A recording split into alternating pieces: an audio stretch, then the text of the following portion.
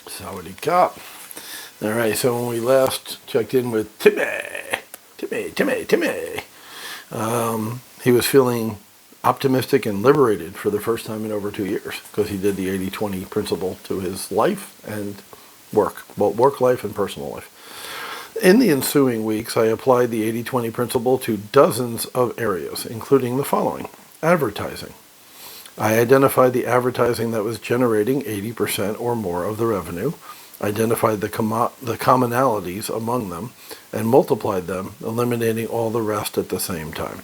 My advertising costs dropped over 70%, and my direct sales income nearly doubled from a monthly $15K. This is direct sales as opposed to the other, he's doing $30K gross, but $15K of that $30K was direct sales, to $25K.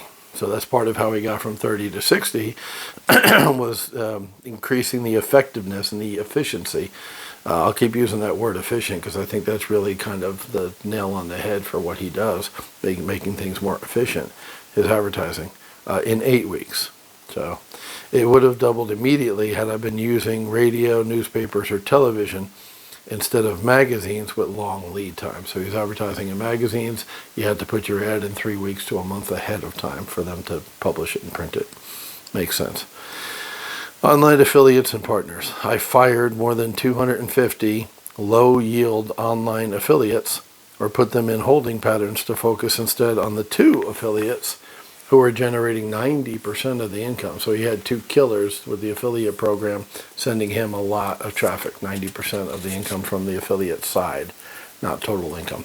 My management time decreased from 5 to 10 hours per week to 1 hour per month, because he's only dealing with 2 people instead of, what do you have, 250 affiliates, because in the beginning, he thought more is better, like most of us do.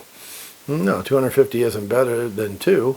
If 2 generate 90% of the income, that's really what you want is the income. And look at the time savings. God damn. 5 hours to 10 hours per week sometimes. 10 hours a week on the affiliate program because he had 250 of them. Then 1 hour per month. That's more like it. Me likey. Online partner income increased more than 50% in that same month. Imagine that. Slow down and remember this. Most things make no difference.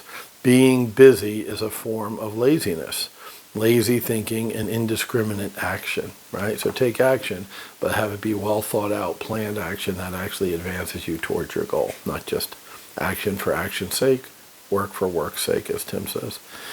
Being overwhelmed is often as unproductive as doing nothing and is far more unpleasant. Being selective, doing less, is the path of the productive. Focus on the important few and ignore the rest. Of course, before you can separate the wheat from the chaff and eliminate activities in a new environment, whether a new job or entrepreneurial venture, you'll need to try a lot to identify what pulls the most weight. Throw it all up on the wall and see what sticks. That's part of the process, but it should not take more than a month or 2. So you need KPI, key performance indicators, in your business because, well, as he said the other day, what is measured can be managed. So the measurements are the KPI, your key performance indicators. Like in wholesaling, it's how many leads you take in, how many leads you contact, how many you reach, and how many appointments you set, and how many contracts you get. Those are all KPI for wholesaling houses, right? Keep track of it. And that way, when you do these tweaks, like Tim's talking about, are the numbers better or worse? Right? You gotta define them and measure them first, and basically set a baseline. And then go from there and say, okay, let me try this now. Okay, after a month, the numbers are up. Let me keep doing more of that. Let me eliminate this now. Are the numbers going down like you would think they would? No, wow, the numbers are going up because I took something out, which is what this whole chapter is about. Throw it up on the wall. It's part of the process. Shouldn't take more than a month or 2. It's easy to get caught in a flood of minutiae, little things. And the key to not feeling rushed is remembering that lack of time is actually a lack of priorities, right? You're doing unimportant things if you're feeling rushed for time.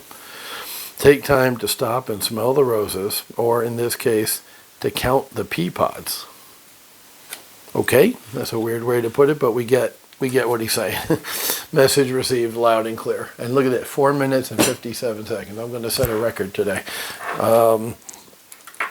No, I have no company. There's no little Thai chick sitting on the couch in my red Georgia shirt. She's working today. But I had a good weekend. I had a very good weekend. Thanks for asking. Did I mention I love Thailand? I love me some Timmy. I love me some 4-hour work week, and I love me some Thailand. I'm a happy man. All right, that's it for today, guys. Good stuff. Once again, don't be fooled by the fact it's a short video. It's a lot of good information.